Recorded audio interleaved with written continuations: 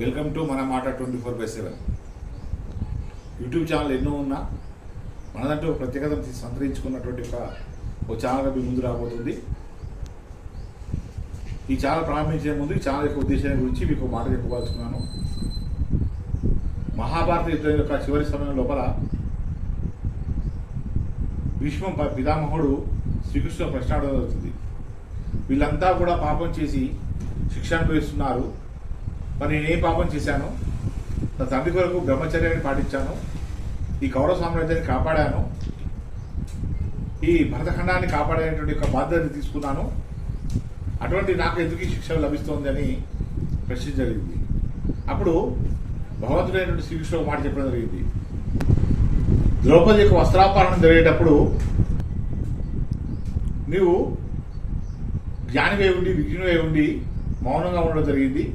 నీ మౌనం వల్ల ద్రౌపదికి అవమానము, బాధ, క్లేశం కలిగింది. కాబట్టి నీవు కూడా ఆ యొక్క పాపంలో భాగం పంచుకున్నావు.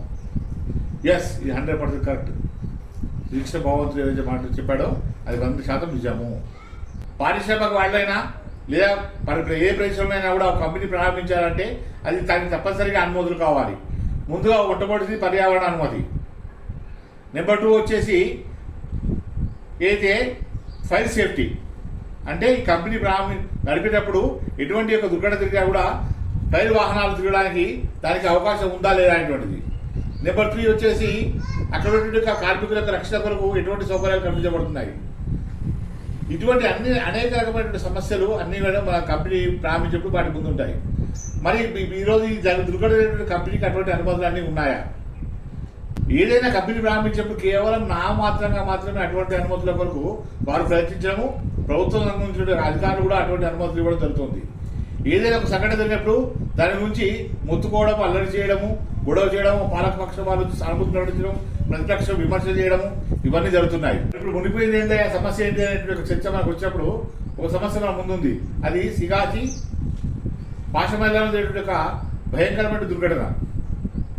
ఆ దుర్ఘటన బలైనటువంటిది సామాన్యమైనటువంటి కార్మికులు, అది వాళ్ళు మన రాష్ట్రం వాళ్ళు కావచ్చు, లేదా బీహార్ వాళ్ళు కావచ్చు, మొత్తం మీద మన దేశ పౌరులే. మరి దీనికి బాధ్యతలు ఎవరు వహించాలి? తప్పనిసరిగా మీరు నేను తప్పనిసరిగా బాధ్యత వహించాలి. ఎందుకంటే మనం సమాజంలో ఉన్నాం, సమాజంలో ఉన్నటువంటి పౌరులుగా మన బాధ్యత మనకు ఉంది. మరి సిగాచి దుర్ఘటన జరిగేటువంటి సమయం వరకు అక్కడ ఉన్నటువంటి పారిశ్రామిక కార్మికుల పరిస్థితి ప్రభుత్వానికి తెలియదా? ఆ చుట్టూ ఏదైనా ఫైర్ సేఫ్టీ యొక్క ప్రికాషన్స్ తీసుకోవడానికి సరైన సౌకర్యాలు ఉందా అనేది తెలియదా? అదేవిధంగా లేబర్ యాక్ట్ అన్నింటినీ పాటించబడుతున్నాయా? ఇటువంటి పరిస్థితులు గమనించేవారే లేరు. ఏదో ఒక సంఘటన జరిగినప్పుడు వాళ్ళకి ఏదో కాంపన్సేషన్ ఇవ్వడము, తర్వాత వాళ్ళకి సానుభూతి ప్రకటించడము, వాళ్ళ శవాలను కూడా దొరకనటువంటి పరిస్థితి లోపల వాళ్ళకి ఏదో రకమైన ఉపనయనం కానీ ఏదో ఒక సమస్యను పరిష్కరించడం తప్ప శాశ్వత పరిష్కారం అయినటువంటి ప్రభుత్వం దగ్గర ఎటువంటి ప్రభుత్వం దగ్గర లేదు. పాలనటువంటి యొక్క భారతదేశానికి ఎంతో మంది మహానుభావుల యొక్క శ్రమ ఫలితంగా మన దేశం స్వాతంత్రం లభించింది. అదేవిధంగా ఎంతో మంది నాయకుల యొక్క కృషి ఫలితంగా ఈ రోజు దేశం అభివృద్ధి చెందిన దిశగా ప్రయాణిస్తోంది. ఇటువంటి సమయం లోపల ఇంకా కొన్ని రకాలైనటువంటి అవకతవకలైనటువంటి దేశాలు జరుగుతున్నాయి. వాటి గురించి తప్పనిసరిగా మనంతా కలిసి చర్చిద్దాం, మాట్లాడదాం. మీరు నేను కలిసి ఈ సమాజం లోపల ఉన్నటువంటి చెడును, తప్పును మనం సమాజం వైపు మళ్ళీ దృష్టి చూపిద్దాం.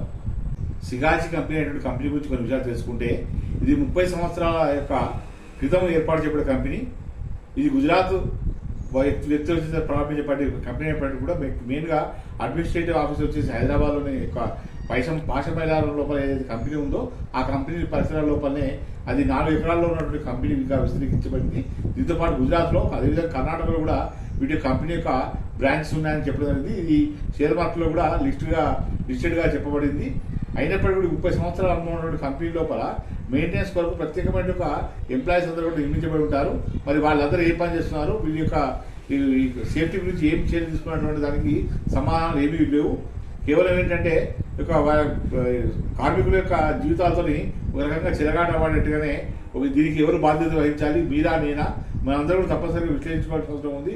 ఈ యొక్క పాశమైలాలో ఉన్నటువంటి సిగాచి కంపెనీ లోపల కెమికల్ డ్రగ్స్ అయినటువంటి బల్క్ స్థాయిలో తయారు చేయబడి రకరకాల ఔషధాలను తయారు చేసే డ్రగ్స్ అనేటువంటి తయారు చేయడం జరుగుతుంది. ఇటువంటి యొక్క ఫార్మస్యూటికల్ కంపెనీ లోపల పెద్ద పెద్ద కంటైనర్స్, అదేవిధంగా డ్రగ్స్, అదేవిధంగా కెమికల్స్ కూడా వచ్చేటువంటి అవకాశం ఉంది. కాబట్టి భవిష్యత్తులో అయినా కూడా తప్పనిసరిగా ఇటువంటి సంఘటన జరగకుండా చర్య తీసుకోవాలి. అంటే తప్పనిసరిగా ఉన్నటువంటి కంపెనీలన్నింటినీ కూడా తప్పనిసరిగా మరొకసారి ఉన్నటువంటి అధికారులంతా ఇన్స్పెక్షన్ చేయాలి. దయచేసి ఈ మిత్రులారా ఈ వీడియోను తప్పనిసరిగా అందరి వరకు సెండ్ చేయండి. ఎంతమంది వీలైతే అంతమంది సెండ్ చేయమని కోరుకుంటూ, ఇటువంటి సమస్యలు ఏమున్నా కూడా అంటే మీ దగ్గర ఎటువంటి సమస్యలు ఉన్నా కూడా ఆ సమస్యను మా వైపు దృష్టి తీసుకురండి, కామెంట్ తెలపండి. తప్పనిసరిగా ఆ సమస్యలపై మనం అందరూ కలిసి పోరాడదాం. మనంతా కూడా ఈ సమాజం లోపల మనం ఒక బాధ్యత పౌరుల మనం పనిచేయాల్సిన అవసరం ఉంది.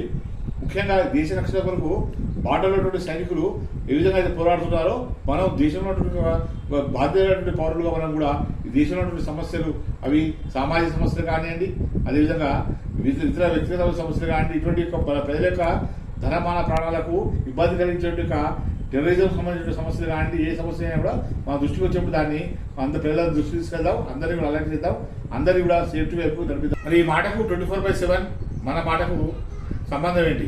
సంబంధం తప్పనిసరిగా ఉంది.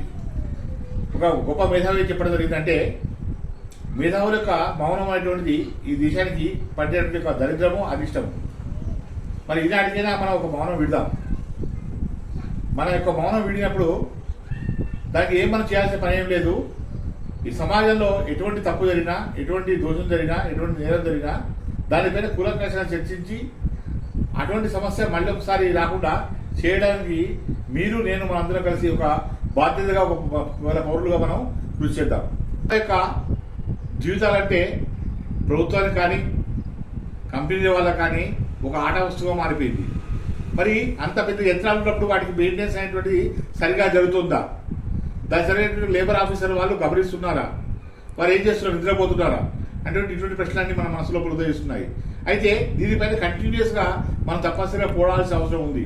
ఇటువంటి దుర్ఘటన అనేటువంటిది మళ్ళీ వేరే కంపెనీ లోపల ఉన్నటువంటి మన సోదరులకు ఎవరికి కూడా జరగకుండా చూసుకోవాల్సిన బాధ్యత మనందరికీ ఉంది. కాబట్టి మిత్రులారా, ఇటువంటి కంపెనీలు మళ్ళీ మీ యొక్క పరిసరాల్లో కూడా అంటే పాఠశాల కావచ్చు, ఇంకెక్కడ కావచ్చు, ఇంకొక కావచ్చు, ఎన్నో కంపెనీలు ఉన్నాయి. మరి కంపెనీలు అన్నింటి యొక్క పరిస్థితి ఏంటిది? దయచేసి మిత్రులారా, మీ దగ్గర ఏమైనా వీడియోలు ఉంటే తప్పనిసరిగా సమస్య ఉంటే మా దృష్టికి పంపించండి. మేము తప్పనిసరిగా వాటి మళ్ళీ ప్రయత్నం చేయడం జరుగుతుంది. ఈ పోరాటం అంతా కూడా ఏంటంటే ఒక సామాన్య ప్రజలు ఎవరైతే సమస్యలు ఎదుర్కొంటున్నారో వారి సమస్యల్ని ప్రభుత్వం దృష్టికి, పాలకపక్ష దృష్టికి తీసుకురావడమే మన యొక్క అంతిమ లక్ష్యంగా పోరాడుతున్నాం. కాబట్టి మిత్రులారా, ఈటువంటి దుర్ఘటన అనేటువంటిది ఎవరికి జరగవద్దు, ఎవరు కూడా ఇబ్బంది పడద్దు. మన యొక్క మౌనం అనేటువంటిది మాది సమాజానికి చెడుగా మారిపోయే అవకాశం ఉంది. ఈ దేశంలో అభివృద్ధి చెందినప్పుడు ఒకవైపు టెర్రరిజం అభివృద్ధి చెందుతుంది, ఒకవైపు నక్సలిజం అభివృద్ధి చెందుతుంది, ఇంకా ఈ విధంగా రకరకాలైనటువంటి సంఘ వ్యతిరేక శక్తులైనటువంటి పోరాడుతున్నాయి. ఈ విధంగా తప్పుడు అనుమతించేటువంటి వ్యక్తులు కూడా వాళ్ళు సంఘ వ్యతిరేక శక్తులుగానే మనం భావించాలి. కాబట్టి ఇప్పటికైనా ప్రభుత్వం మేల్కోవాలి. ఇంకా ఏ కంపెనీలో కూడా ఇటువంటి వ్యర్థ రసాయనాలు వెళ్తున్నటువంటి పర్యావరణానికి అనుమతులకు దూరంగా ఉన్నటువంటి ఎన్నో కంపెనీలు ఉన్నాయి. వాటన్నింటి వైపు కూడా తప్పనిసరి దృష్టి పెట్టాలి. మరి ఈ విధంగా ప్రతి ఒక్కరి యొక్క ప్రాణాన్ని కూడా కాపాడాల్సిన బాధ్యత ఈ యొక్క పై స్థాయిలో ఉన్నటువంటి అధికారుల మీద ఉంది. ఈ కంపెనీలన్నింటి మీద కూడా పూర్తి పరిశీలన చేయండి. మన అందరినీ కూడా కాపాడాల్సిన బాధ్యత మన అందరిపైన ఉంది తప్పనిసరిగా. కాబట్టి ఈ వీడియో తప్పనిసరిగా మీరు అందరూ కూడా లైక్ చేయండి. అదేవిధంగా మీ యొక్క కామెంట్ మాత్రం తప్పనిసరిగా తెలపండి. అది పాజిటివ్ ఆ నెగిటివ్ మీరు మాత్రం మీ కామెంట్ చెప్పాల్సిన బాధ్యత మీకుంది. మీరు ఒక కుహాన మేధావులు కాకుండా నిజమైన మేధావులు అయితే తప్పనిసరిగా ఈ దేశంలో ఉన్నటువంటి ప్రతి పౌరుని యొక్క జీవితాన్ని కాపాడాల్సిన బాధ్యత మీపైన, నాపైన, అందరిపైన ఉందని కోరుకుంటూ ఈ వీడియోను మీ పూర్తిగా చివరి వరకు చూసినట్టే మీరు గొప్పవాళ్ళుగా భావిస్తూ దయచేసి ఈ వీడియోలన్నింటి కూడా ఇటువంటి వీడియోలే మరిన్ని కూడా మన ఛానల్లో రాబోతున్నాయి. మన మాట 24/7. Thank you for watching.